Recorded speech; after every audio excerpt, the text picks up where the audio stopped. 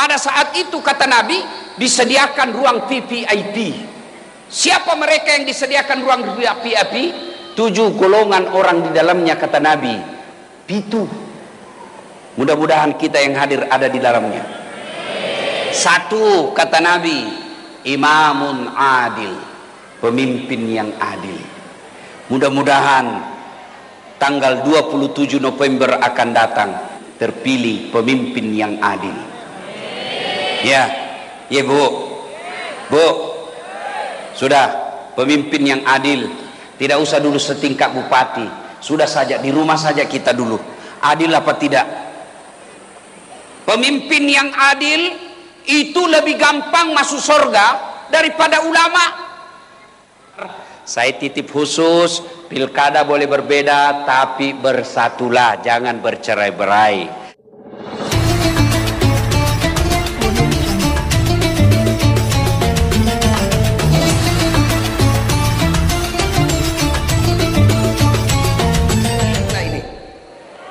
Adik-adik lihat enggak ini? Lihat ini. Anggaplah ini dosamu.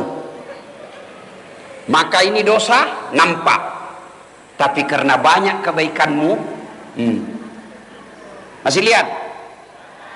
Nah, itulah sebabnya Nabi katakan, tutupi kesalahanmu dengan memperbanyak kebaikan. Ini dosa tertutup oleh banyaknya kebaikan. Mana ada manusia yang tidak ada dosanya? Yang perlu kita lakukan, kalau kau berdosa 1, kebaikanmu minimal 2. Supaya apa? Dosa-dosa yang kita lakukan ditutup oleh kebaikan-kebaikan. Salah satu kebaikan itu, ketika berkumpul kau seperti ini, bersalawat kalian. Maka saya mau ajak bersalawat. Bisa? Bisa? Tanding kita, mana lebih kencang suaranya bapak-bapak dengan ibu-ibu? Bisa? Kalau ibu-ibu nanti meninggal namanya almarhumah. Kalau bapak-bapak meninggal namanya almarhum. Coba kita dengar dulu mama, bapak-bapak diam dulu. Mamanya dulu, ras terkuat di bumi. Sen kanan ditunggu-tunggu belok kiri, belok kanan dia. Tunggu belok kiri, enggak belok-belok. Ayo kita selawat dulu. Bapak-bapak aja diam, ibu-ibu dulu. Yuk, ikut salawat Bu. Salatullah ala toha. Yang di belakang tidak kedengaran. Salatullah ala yasin. Nilainya 9,5.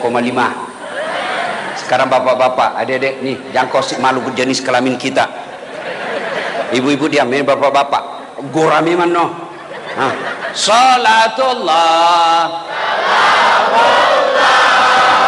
ala toha.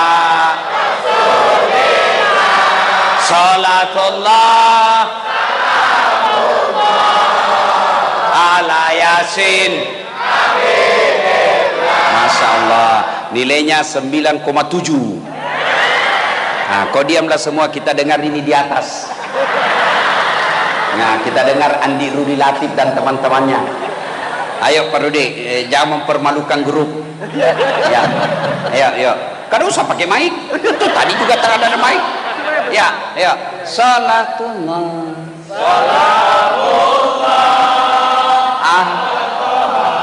Rasulillah. Salatullah.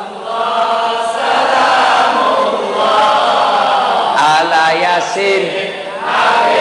Masya Allah, nilainya 9,9. Mohon maaf Ibu, beliau yang undang saya. Ayo kita sama-sama semua, kita salawat bareng-bareng semuanya. Yuk. Salatullah ala toha. Salatullah ala yasin. Ala yasin. Ala yasin. Masya Allah, terima kasih.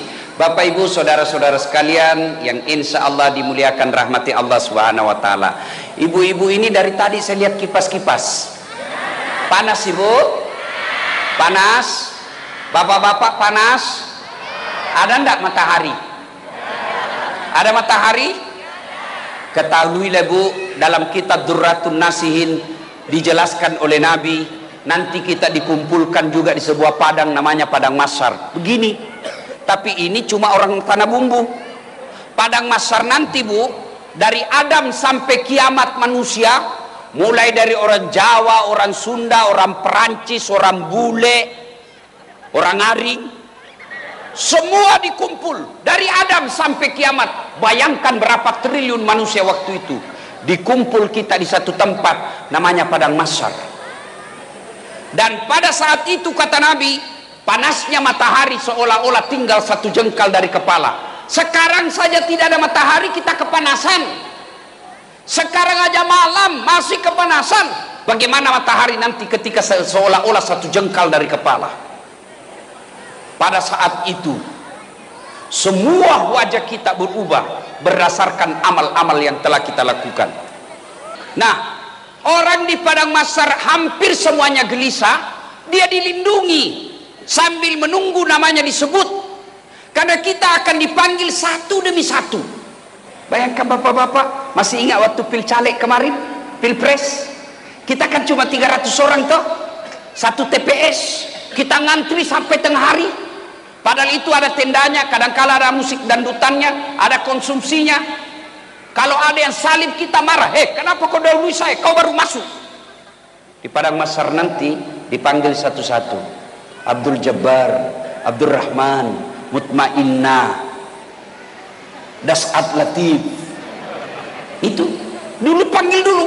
Itulah sebabnya ibu-ibu wajib, salah satu kewajibannya memberikan nama-nama yang baik. Sudah pada saat itu kata Nabi disediakan ruang VIP. Siapa mereka yang disediakan ruang VIP? 7 golongan orang di dalamnya kata Nabi. 7. Mudah-mudahan kita yang hadir ada di dalamnya. 1 kata Nabi, imamun adil, pemimpin yang adil. Mudah-mudahan tanggal 27 November akan datang, di kota tanah bumbu ini terpilih pemimpin yang adil. Ya Bu, sudah pemimpin yang adil. Tidak usah dulu setingkat bupati, sudah saja di rumah saja kita dulu. Adil apa tidak? Pemimpin yang adil itu lebih gampang masuk surga daripada ulama. Saya kasih contoh, yang mewakili Kapolres. Anggaplah Kapolres. Kalau nanti malaikat berkata, Kapolres Tanah Bumbu silahkan masuk surga, sebelumnya ulama dulu dipanggil. Ulama Kabupaten Tanah Bumbu masuk surga. Masuk surga tapi ngantri. Lama baru sampai. Kenapa? Ada ulama NU, ulama Muhammadiyah, ya toh, ulama MUI tingkat kecamatan. Itu sudah berapa itu? Ribuan.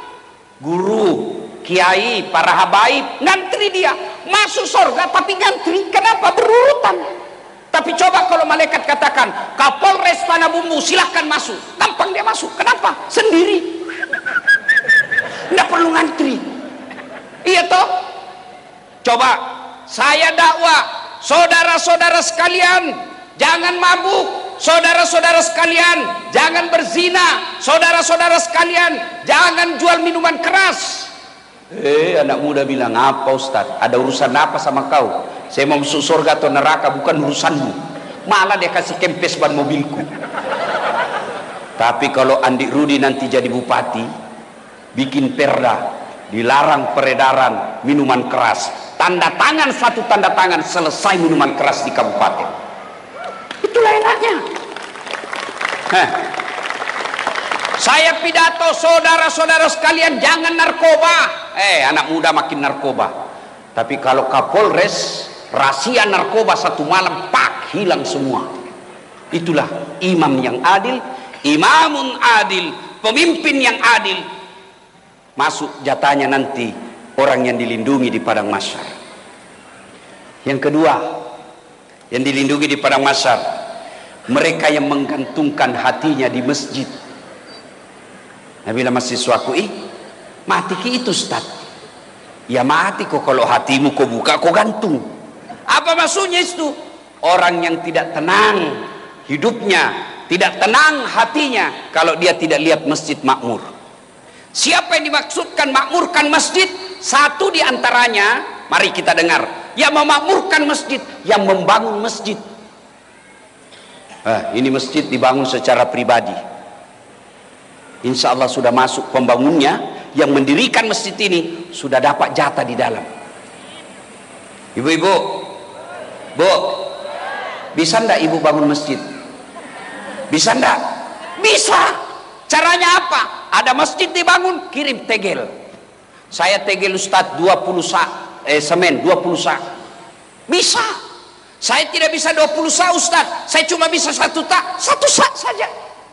Bisa jadi 1 saknya masyarakat biasa lebih tinggi nilainya daripada 100 saknya anggota DPR. Kenapa? 1 sak masyarakat uangnya, sementara 100 sak anggota DPR uang negara.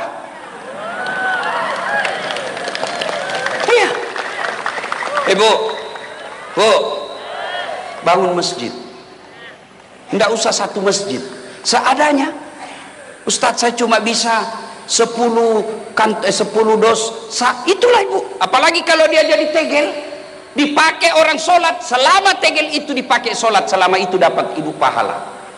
Ini saya lihat banyak-banyak emasnya semua. Ibu-ibu, kalau ibu meninggal nanti siapa yang pakai itu emasmu?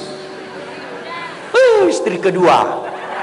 Bukan anakmu, istri kedua dipakai. Ketika meninggal bu menangis, dicabut itu cincin, tidak mau keluar, dikasih sabun. Sudah itu dicabut, diambil lagi gelangmu bu. Ini dulu waktu kita pergi umroh, aku belikan kau emas Dubai. Cabutnya, dicabut lagi kau punya gelang. Ini dulu waktu ulang tahun pernikahan kita ibu. Terakhir dia cabut gigi palsu. Situ dia bungkus. Dia bungkuslah itu, dia simpan di laci. Tidak ada rasanya bu, ini bosku bu, disimpan di laci. 3 bulan kemudian ketemu janda. Jandanya teman SMA. Oh, cinta lama bersemi kembali. Akhirnya itu dia buka laci, dia lupa bininya yang mati. Dia datang ke janda, Dek, ini cenderamata, yang punya sudah mati, ambil saja Dek. Daripada dipakai bini 2, mending bangun masjid. Ayo bapak-bapak ini yang banyak duitnya, kalau bapak meninggal siapa yang pakai mobilmu? Anakmu, bukan menantu. Sedekahlah. Dan demi Allah, tidak ada orang bangkrut gara-gara sedekah.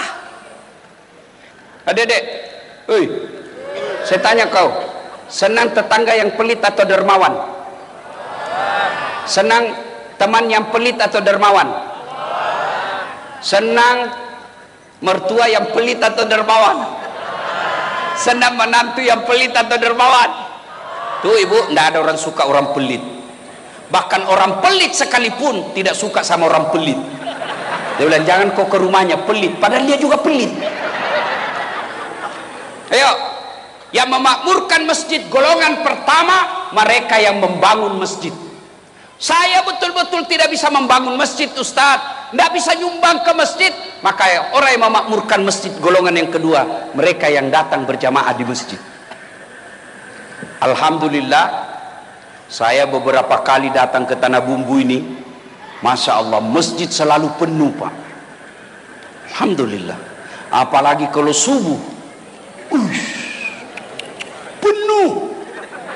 Sampai di luar bu, tidak ada di dalam.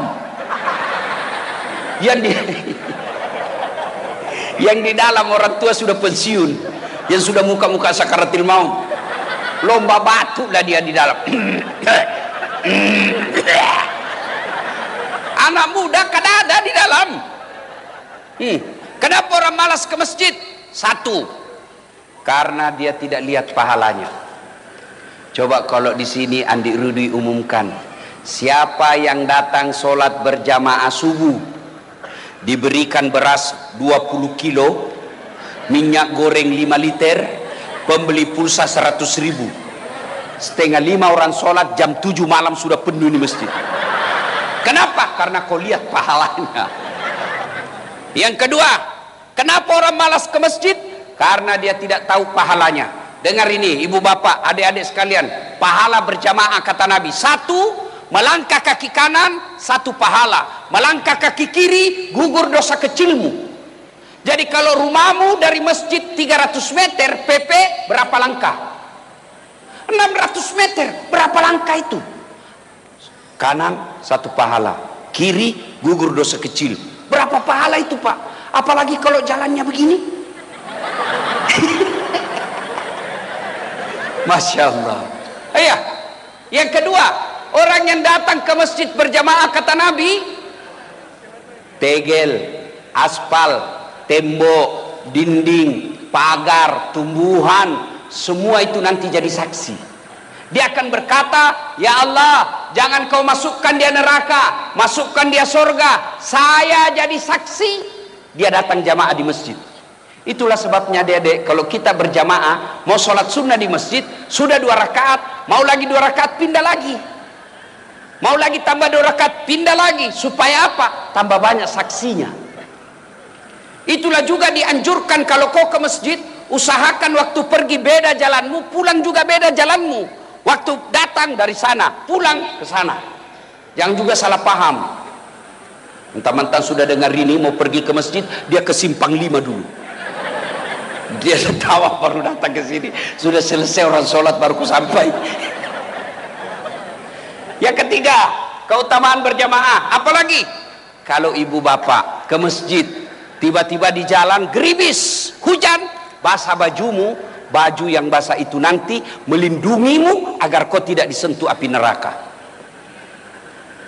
Jadi kalau misalnya lagi jalan ke masjid, tiba-tiba gerimis, basah baju, tenang, baju itu yang akan basah, yang agar melindungi supaya tidak kena air api neraka. Jangan juga salah paham. Sudah dengar ini, gerimis, dia tunggu hujan keras. Begitu hujan keras baru dia keluar. Itu aslinya beleng-beleng itu. Apalagi keutamaan berjamaah di masjid, ada yang sebut lipat 27 kali. Artinya apa? 1 kali sholat jamaah di masjid, 27 kali di rumah baru sama. Apalagi keutamaan berjamaah di masjid. Di masjid insya Allah lebih khusyuk daripada di rumah.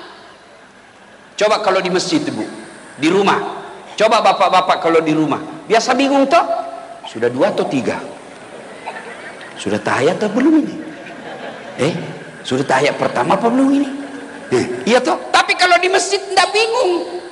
Kalau di rumah banyak gangguan. Begitu ibu-ibu angkat takbir, Allahu Akbar, tiba-tiba kucing naik meja, tidak ditutup, ikan, pasti sudah tidak khusyuk ibu.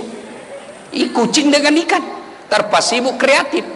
Qul a'udzu birabbin nas, malikin nas, ilahin nas. Kalau di masjid tidak ada godaan seperti itu. Iya.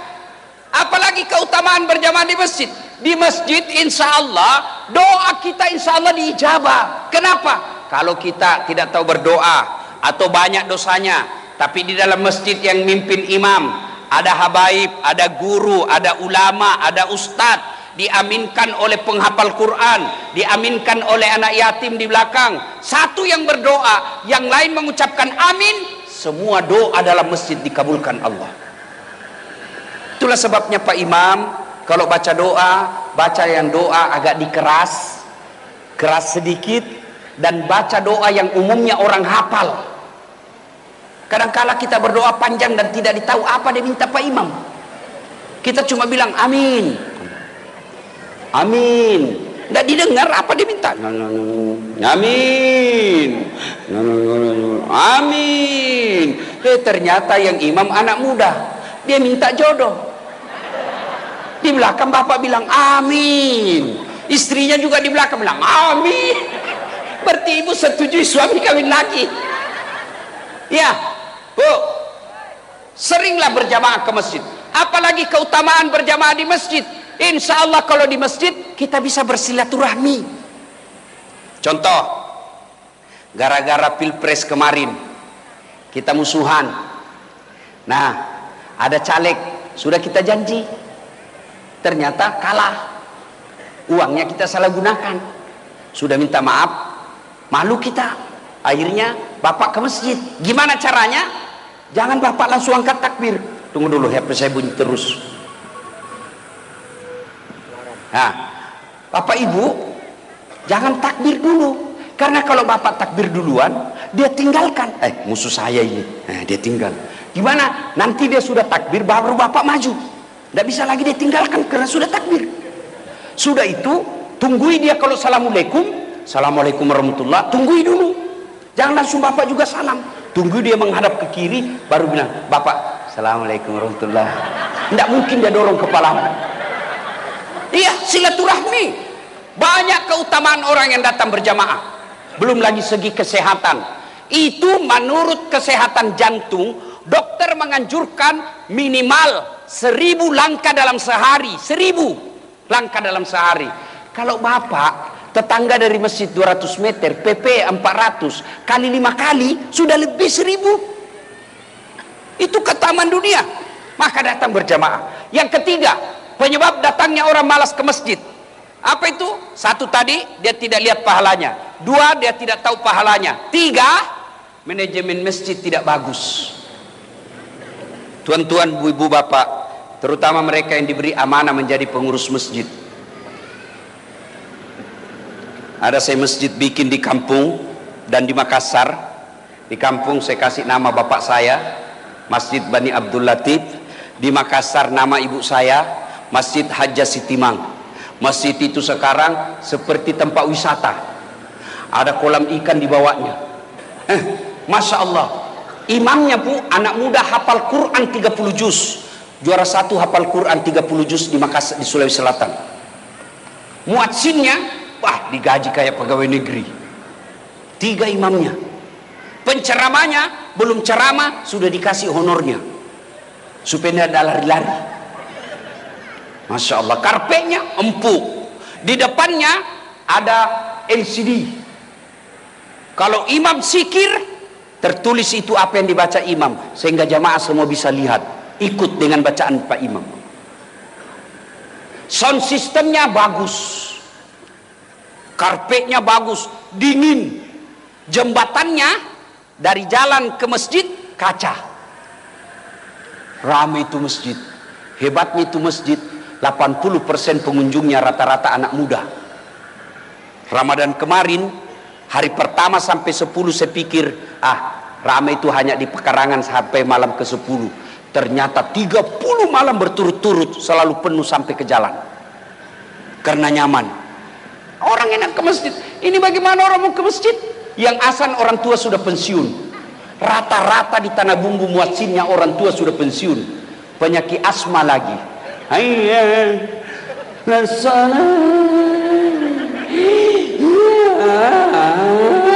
Dia bilang anak muda itu lagi yang ngasan itu bikin jengkel. Iya toh, Masya Allah. Karpetnya sudut 7 kali lebaran tidak pernah diganti. Begitu kita mau sujud banyak pasir. Masih baik kalau pasir. Semut di mana sudah disimpan kepala itu. Bau cicak lagi. Penceramanya mulai salam pertama sampai terakhir neraka aja terus dicerita. Kau bakal ditusuk pantatmu linggis, keluar di mulutmu, dipotong lidahmu, ditumbuk matamu. Dan anak muda dede, tidak usah mesti bikin takut-takut saat itu Pak Ustaz. Iya. Dapat lagi Pak Imam, Allah Karim. Imamnya dia suka ganti-ganti. Nabi bilang kalau kau jadi imam, ringkaskan bacaanmu. Ini jadi imam. Lampe pagah. Nah saya tomatoai kasih. Padahal Nabi bilang Itu bukan saya bilang. Nabi, kalau kau jadi imam, ringkaskan bacaanmu. Ini rata-rata anak muda kalau jadi imam, dia senang yang panjang-panjang. Kau siksa orang tua. Yang mati kasihan di belakang. Allahu Akbar. Jatuh kepalanya. Belum selesai masih loanya. Nah kasih naik lagi kepalanya kasihan. Belum selesai jatuh lagi kembali. Batena na sesa tomatoi kasih. Lepan jauh. Itu Nabi bilang. Yang kedua kata Nabi, baca yang umumnya orang hafal. Kenapa diperintah umumnya orang hafal? Satu, supaya kita bisa khusyuk ikut. Coba kalau imam baca wadduha, kita bisa ikut. Kenapa? Kita hafal. Coba kalau imam baca kul huwallahu ahad, anak-anak ikut. Kul huwallahu ahad, Allahu samad lam yalid. Dia hafal. Begitu imam membaca Al-Anfal ayat 5 sampai 63. Wah, imam khusyuk dengan bacaannya, kita khusyuk dengan hayalan. Kita mau ikut, tidak dihafal, kita mau ruku. Belum selesai, terpaksa kita baca keadaan keuangan masjid. Pengeluaran, bayar listrik 400, ganti keran 200. Dibaca belum selesai, saldo kas. Satu papan sudah habis dibaca, imam belum selesai. Apalagi dibaca? Kalender. Majelis Taklim Masjid Agung Al-Falah, Kota Tanah Bumbu. Belum selesai, baju lagi dibaca, bajunya orang. Andi Rudi calon bupati. Capuk lagi baca, Pak Depa tuh selesai, Depa selesai. Maka Nabi bilang baca yang umumnya orang hafal. Yang kedua tujuannya supaya apa? Kalau kau salah, ada yang bisa luruskan. Coba kalau imam baca wadduha, salah kita bisa bantu. Tapi kalau Al-Anfal na baca, salah, wayalemu. Salah kok. Hadapi dirimu sendiri sampai bikin susah. Ini ada cerita Pak, wallahu alam benar atau tidak. Ada anak muda pulang kampung hafal Quran, disuruh jadi imam. Kau jadi imam nak? Jadi imam. Al-Fatihah kita ikut lancar. Sekalinya dia baca surah panjang, tiba-tiba karena ini masih tua, tiba-tiba ada cicak jatuh, kena telinganya dia. Namanya kena telinga cicak. Nah orang tidak selat saja stres, apalagi lagi sok pitak tersini, kaget dia. Begitu dia kaget, hilang hafalannya. Apa lanjutannya? Kada diingat-ingatnya juga. Apa? Terpas ini Pak Imam dia bilang, tolong bantu di belakang. Dia bilang di belakang, saya juga kada tahu. Tiba-tiba dia ada muda berteriak, dia bilang, kalau begitu ya sudah, Allahu Akbar. Siapa salah? Siapa salah? Siapa salah? Imam. Apalagi yang ganggu kadang-kala itu Pak, kaki. Ada orang belajar itu, kita ini nak kasih pindah kakinya. Saya pernah ibu, nak serang kakiku, saya dorong ke dalam, makin maju dia. Saya dorong lagi, makin maju. Akhirnya saya terpojok, tidak bisa lagi goyang kakiku ke kanan ke kiri. Dia masih goreng, ku injak. Selesai sholat dia bilang, kenapa injak kakiku? Saya kau ganggu saya. Kenapa kau sentuh-sentuh jari-jariku? Ustaz supaya rapat saf. Dek, kalau mau kau rapat saf, bukan jari-jarimu kau kasih rapat, apa pundakmu? Ini kalau kau kasih rapat, jari-jarimu rapat tapi safmu renggang. Agak no, masolan no. Begitu kau ruku,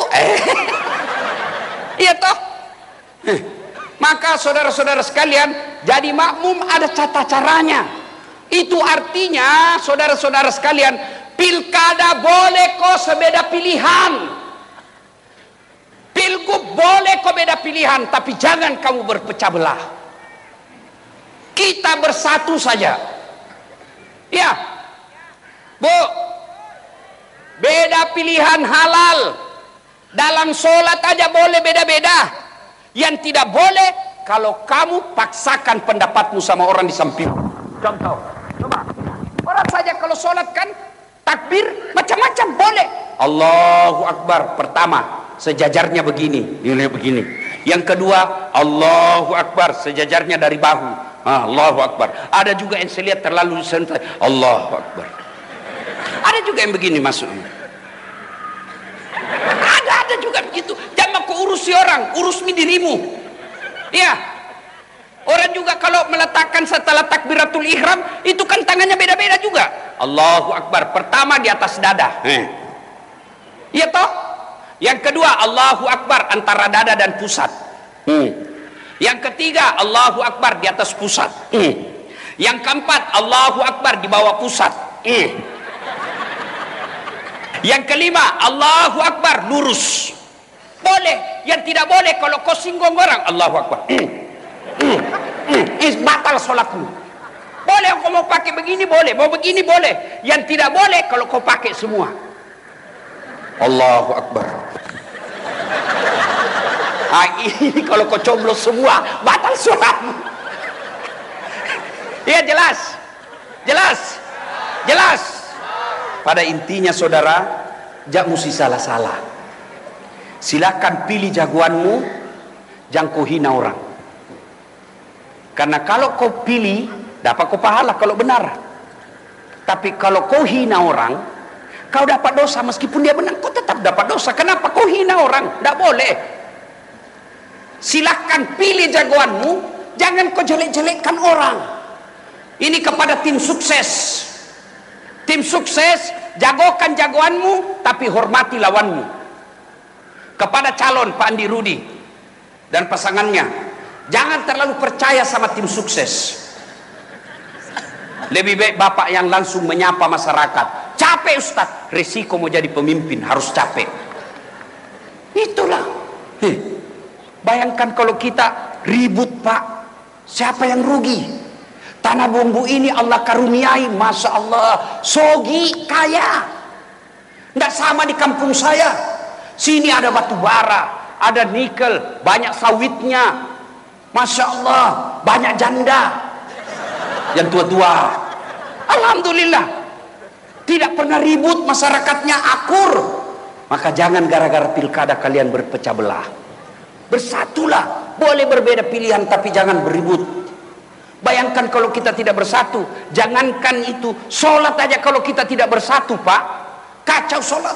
Coba kalau kita sholat pakai bahasa masing-masing, pakai bahasa masing-masing. Yang jadi imam keturunan Arab, dia takbir pakai bahasa Arab, Allahu Akbar. Datang makmum bubuhan Banjar, Allah ganal bujur. Datang orang Kutai, dia takbir pas pakat Kutai, Allah pore beneh. Dia orang Padang, penjual nasi Padang, dia takbir pakai bahasa Padang, Allah nan gadang. Datang orang Bugis, dia takbir pakai bahasa Bugis, Pungallahu Ta'ala malopo. Terakhir bubuhan kita dari Jakarta, dia takbir pakai bahasa Betawi, Allah gede banget gitu loh. Itu baru lima bahasa. Itulah sebabnya saudara-saudara sekalian, pilkada boleh beda pilihan tapi tetap kita bersatu. Ibu bapak saudara-saudara sekalian, nah sholat jamaah, orang-orang yang datang berjamaah, andai saja kau lihat pahalanya, maka ngantri kita di masjid. Tapi karena kita tidak lihat dan tidak tahu pahalanya, makanya kita anggap remeh. Ustaz, saya tidak bisa berjamaah di masjid. Silahkan berjamaah di kantor. Panggil teman kantor kita, jamaah kita di samping meja. Kita tidak bisa berjamaah Ustaz, berjamaah di rumah. Suami jadi imam, istri jadi makmum, anak yang baca doa, luar biasa. Ibu bapak saudara-saudara sekalian, kemudian golongan ketiga, sebenarnya 7 tapi waktu yang terbatas. Dilindungi di padang mahsyar. Laki-laki normal diajak sama perempuan cantik untuk berzina, lalu dia bilang, saya takut kepada Allah. Ini agak berat.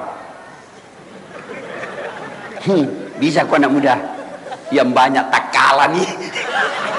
Nabi Yusuf alaihissalam dengan Sulaiha, itu kan Nabi Yusuf masuk dalam kamarnya Sulaiha, disuruh ngepel. Sulaiha jatuh cinta sama Yusuf. Cup sini dulu nak, kenapa ibu kau bersihkan ini. Sudah itu bersih di lantainya, sini nak, dekat-dekat. Apa ibu? Sini nak, sini. Nabi Yusuf, ini nak, sini. Suleha peluk Nabi Yusuf. Sebenarnya menurut Quran, Yusuf juga senang Suleha, tapi dia tahu itu bukan haknya. Seolah-olah Nabi Yusuf melihat huruf P silang merah, dilarang parkir. Yusuf, bukan tempat parkirmu itu. Nabi Yusuf begitu dipaksa sama Suleha, datang suaminya Suleha, lari, datang suaminya, tertangkap basah. Namanya perempuan, dia langsung pura-pura, bang, saya mau diperkosa. Akhirnya diadili Nabi Yusuf. Akhirnya ada orang yang menurut sebagian ulama yang datang menjadi saksi adalah malaikat. Dia katakan, lihat, kalau yang robek, rusak mukanya Yusuf, depannya ada cakar, berarti Yusuf yang memaksa. Tapi kalau belakangnya Yusuf ada yang gores, bajunya robek, berarti Suleha yang memaksa. Akhirnya apa? Bukti, belakangnya Yusuf yang cedera, berarti Suleha yang salah. Tapi melindungi harga diri putri sang ratu, akhirnya Yusuf tetap di penjara. Tapi Yusuf berkata, ya Allah, saya lebih ridha dalam penjara daripada saya di luar penjara, tapi engkau tidak mencintaiku dan menyayangiku. Ibu bapak saudara-saudara sekalian, masih ada lagi 4 kan 7 tuh, 7 bu, ngantuk mak ibu? Belum? Coba kita tes, kalau kita hafal ini ikut ibu, ikut ya. Tak sengaja lewat, keras, ulang, tak sengaja ku melihat dihiasi hati bertanya. Berarti orang tua semua yang hadir di sini nih, karena lagu orang tua ini lagu Jamal Sabila. Ibu bapak saudara-saudara sekalian, karena sudah larut ya, ibu-ibu tentu mau pulang istirahat, saya juga mau istirahat. Ini baru 3 golongan yang dilindungi di Padang Masar. Saya titip khusus, pilkada boleh berbeda tapi bersatulah, jangan bercerai-berai. Ada 4 lagi, insya Allah. Mudah-mudahan Pak Andi Rudi berkenan mengundang lagi saya datang. Jangan kok ketawa, saya serius ini. Selesai pilkada, damai tentram, kita datang lagi syukuran pilkada damai. Terima kasih. Sebelum kita akhiri, mari kita berdoa. Ibu bapak, saudara-saudara sekalian, ibu-ibu, selama ini dengar ceramah saya ada manfaat tidak? Adik-adik, bapak-bapak, ada manfaat tak ceramah saya yang biasa kita lihat di medsos? Ada? Nah, Ustadz ini lagi sakit, mata saya baru saja dioperasi, ya. Ini kanan ini bu, blur itu tidak nyampak jelas, baru dioperasi. Ini sebelah kanan, pedis ini rasanya, cuma saya tidak mau teriak. Nah ini, begini, tapi syukurnya itu kalau uang tetap fokus. Ya, sebelum berdoa, sebelum saya akhiri, saya mau kasih hadiah kepada Pak Andi Rudi yang mengundang saya, Pak Andi Rudi Latif, sebuah sarung. Saya mau kasih hadiah Pak Andi Rudi, sarung. Ini sarung mereknya Gajah Dudu. Kenapa disebut Gajah Dudu? Sebab diciptakan sampai sekarang gajahnya duduk terus. Kalau dia duduk berdiri namanya Gajah Duduk Berdiri.